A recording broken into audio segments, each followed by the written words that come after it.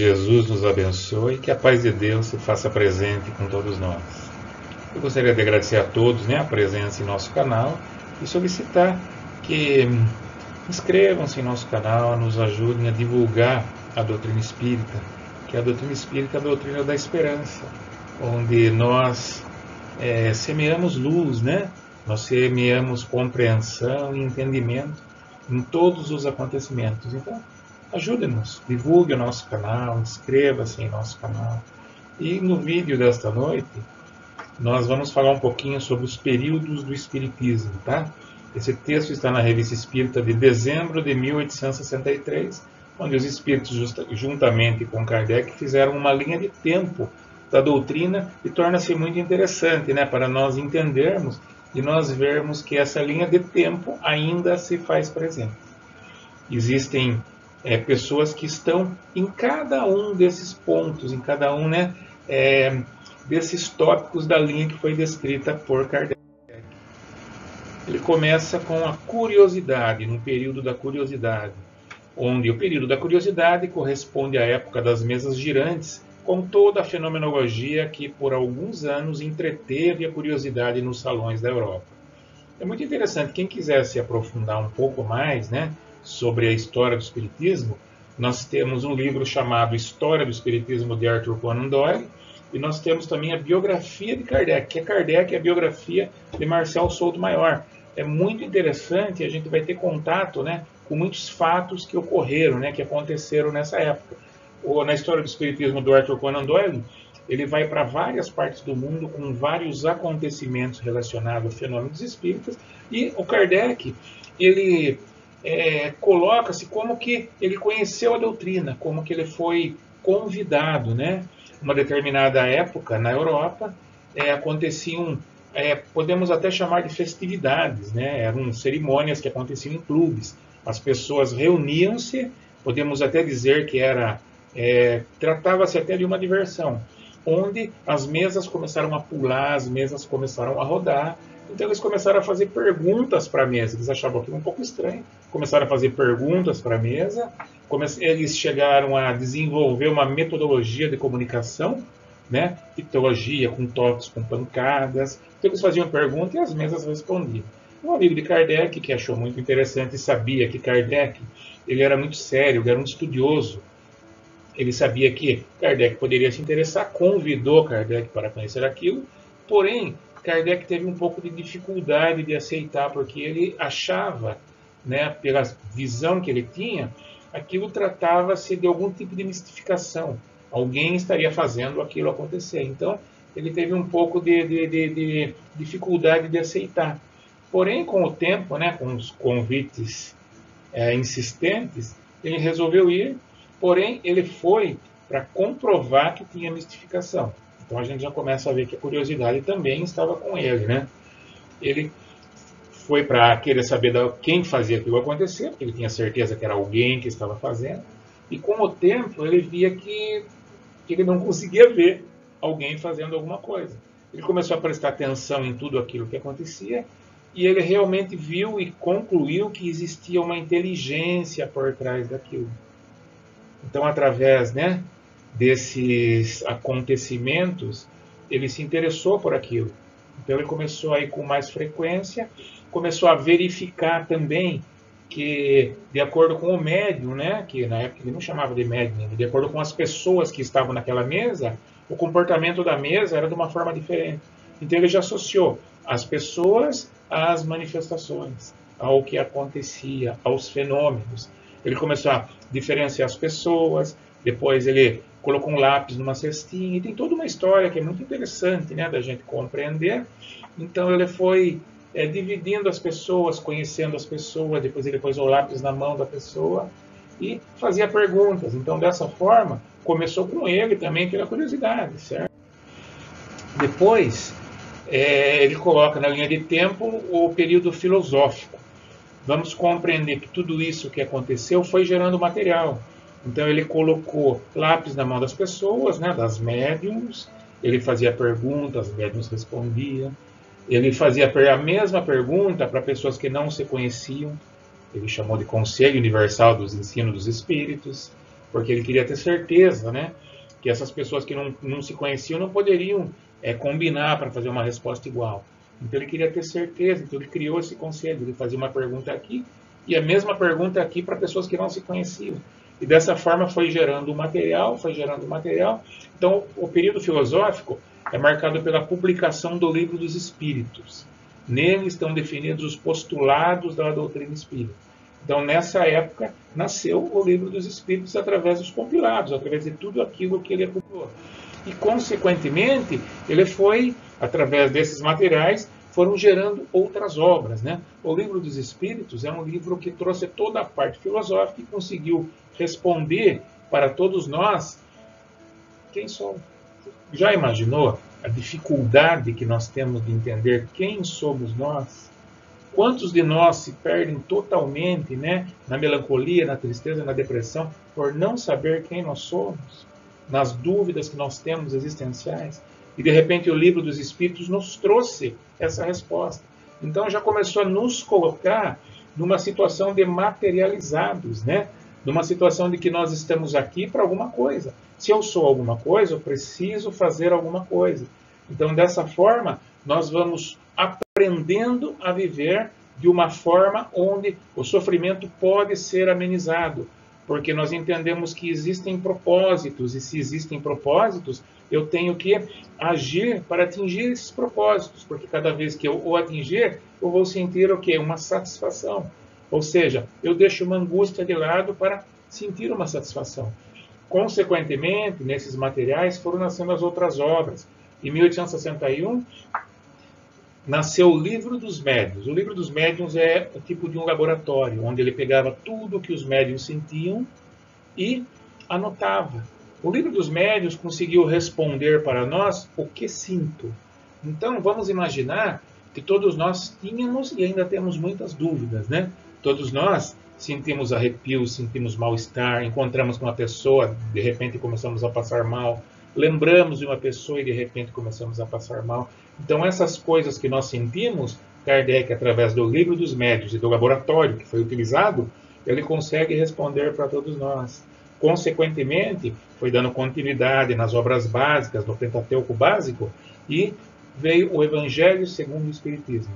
Respondeu porque sofro. O Evangelho segundo o Espiritismo nada mais é do que a caminhada de Jesus. E o que Jesus veio fazer no planeta? Ensinar a gente a amar. Jesus veio para colocar o amor, né, de uma forma incondicional, para ensinar o ser que está aqui encarnado que ele precisa aprender a amar o seu semelhante.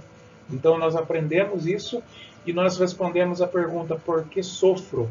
Porque eu ainda não aprendi a amar. Porque se nós estamos encarnados no mundo de provas e expiações, é porque nós precisamos aprender a amar para termos oportunidade de irmos para o mundo melhor. Dando continuidade, veio o céu e o inferno, que era para onde vou. Depois que eu parti, né, desta minha encarnação, eu vou para algum lugar. E aonde que eu vou? Veio a ideia de céu e inferno, aquela ideia que vinha da igreja, né? Então nós conseguimos entender, através dos ensinamentos dos Espíritos, que céu e inferno nada mais é do que um lugar dentro da nossa própria consciência, em que nós nos colocamos em todos os dias, em todas as horas, em todos os minutos, através dos nossos próprios pensamentos. Então, quando eu quero, eu me coloco no céu. Quando eu quero, eu me coloco no inferno. Não é isso que acontece com as notícias boas, com as coisas boas que acontecem com a gente? A gente tem aquele pensamento, né? Aquela sensação boa, então a gente se coloca no céu. Quando as coisas ruins acontecem, a gente tem aquele pensamento ruim, egoísta e pessimista. Então nós nos colocamos no inferno. Dessa forma, ele conseguiu ensinar para cada um de nós que os nossos pensamentos nos levam nos bons e nos maus lugares. E que os nossos pensamentos nascem do nosso espírito. Então eu tenho controle total sobre ele. Então se eu penso muito mal, eu posso mudar. Está totalmente sob o meu controle o gerenciamento dos meus próprios pensamentos. E por último veio a Gênese, que respondeu de onde eu vim. Aí nós entendemos que tudo já veio de algum lugar, não começou agora. Então é por isso que nós somos diferentes, estamos inseridos em locais diferentes, com pessoas diferentes, de maneiras diferentes, porque nós estamos dando continuidade em alguma coisa que já começou, né, há algum tempo atrás. Então, dessa forma, através das obras básicas, quando começou, né, o período filosófico, foi onde nós podemos ter contato, nós podemos ter acesso a algumas informações que podiam nos ajudar a viver de uma forma melhor. Logo após veio um período que ele chamou de período da luta. Isso foi logo na época em que saiu o Livro dos Médiuns, né? Começa então o período em que Kardec denomina da luta, assinalado inicialmente pelo Auto de Fé de Barcelona, a 9 de outubro de 1861. Então, o que aconteceu? Maurício Bachat era um amigo de Kardec, ele era um editor francês e possuía uma livraria em Barcelona. Então, ele pediu que Kardec mandasse uma remessa do Livro dos Médiuns, né? Que era recente. Porém, o bispo de Barcelona soube e não gostou muito, porque ele achou que era contra, né, a igreja, as ideias da igreja. Então, ele fez um auto de fé onde ele mandou queimar esses livros, né, esse mais alguns, né, todos relacionados com espiritualidade. Kardec, quando soube, pediu seus livros de volta, falou: não tem problema, não quero os meus livros lá, mandem de volta para mim. Porém, o bispo achou que também não era certo. Se Barcelona não podia ter contato com aqueles livros, porque eram contrários, né, às ideias da igreja, ninguém no mundo poderia. Então, simplesmente, ele mandou queimar todos aqueles livros. E, logo após esse processo, Kardec deixou um escrito sobre o ocorrido. E ele diz bem assim: graças a esse zelo imprudente, todo o mundo em Espanha vai ouvir falar do Espiritismo e quererá saber o que é, e é tudo o que desejamos. Podem-se queimar os livros, mas não se queimam as ideias. As chamas das fogueiras as superexcitam em lugar de abafá-las. As ideias, aliás, estão no ar, e não há Pirineus bastante altos para detê-las. E quando uma ideia grande e generosa, ela encontra milhares de peitos prontos para aspirá-la. Então, com essas palavras, Kardec se expressou diante do ocorrido. E o que é que aconteceu, né, com esse ocorrido? O mundo inteiro ficou sabendo que queimaram livros espíritas, queimaram livros da doutrina espírita. Então, lembra aquela curiosidade lá do começo? Aguçou para todos. Por que é que queimaram os livros da doutrina espírita? O que é a doutrina espírita? Todos queriam saber. E, de repente, né, esse auto de fé, essa queima de livros serviu como uma grande propaganda para Kardec. Então, foi mais ou menos um plano de marketing da espiritualidade. O período religioso seria o próximo período. Nós estamos agora vivendo o período religioso do Espiritismo do Brasil, onde os verdadeiros espíritas, ou melhor, os espíritas cristãos, o têm apresentado qual ele é na sua mensagem cristã e renovadora do espírito humano. Vamos imaginar que religião é a religação da criatura com o Criador. Então nós estamos nesse período religioso, onde através da doutrina, dos ensinamentos da doutrina, nós nos religamos ao nosso Criador. Nós começamos a olhar para o nosso semelhante de uma forma diferente, de uma forma, digamos, de igual para igual. Nós começamos a entender que todos nós somos iguais, que todos nós estamos aqui para aprender e para crescer. Então, dessa forma, automaticamente a gente começa a se ligar ao Criador, porque a gente começa a se desvencilhar do nosso egoísmo, da nossa parte egóica, né? Daquela parte do muito eu, e a gente começa a olhar mais para o nós. Isso, quando a gente liga-se para o nós, a gente liga-se junto a Deus. E daí todos nós estamos juntos. E o período intermediário, talvez já se avizinhe o período intermediário, que será, como esclarece o codificador, consequência natural do precedente, e, a nosso ver, deverá levar o homem a um novo passo no conhecimento de si mesmo e do chamado mundo invisível, a evidenciar para materialistas e negativistas empedernidos o princípio fundamental em torno do qual gira o nosso destino, Deus e a imortalidade da alma. Então, nesse período intermediário, ele já coloca que, a partir do momento que nós entendermos que nós somos seres imortais, a nossa maneira de pensar altera-se. Nós já começamos a pensar de uma maneira mais ampla, mais total, porque eu vim de algum lugar. O que eu estou passando nesse momento é a consequência de algum ato que eu mesmo fiz. Então eu já começo a entender que eu não posso encontrar um culpado para as coisas que eu passo, porque eu sou o único culpado. E a partir do momento que eu me reconheço como culpado, eu luto para melhorar, eu luto para acertar, eu luto para corrigir, porque daí eu já não dependo mais do outro, daí eu só dependo de mim. Né? Porque a gente não controla o outro, a gente só se controla e com dificuldade. Então, quando eu sei que eu sou culpado das coisas que me acontecem, eu posso colocar mudanças, agir de uma forma diferente e melhorar a minha própria vida. Então, no período intermediário, nós nos ligamos mais a Deus, porque nós sabemos que nós somos imortais. Nós estamos aqui em livre aprendizado, né?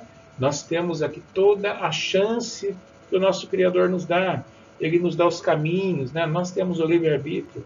Nós vamos escolher por qual caminho nós seguirmos, deveremos seguir.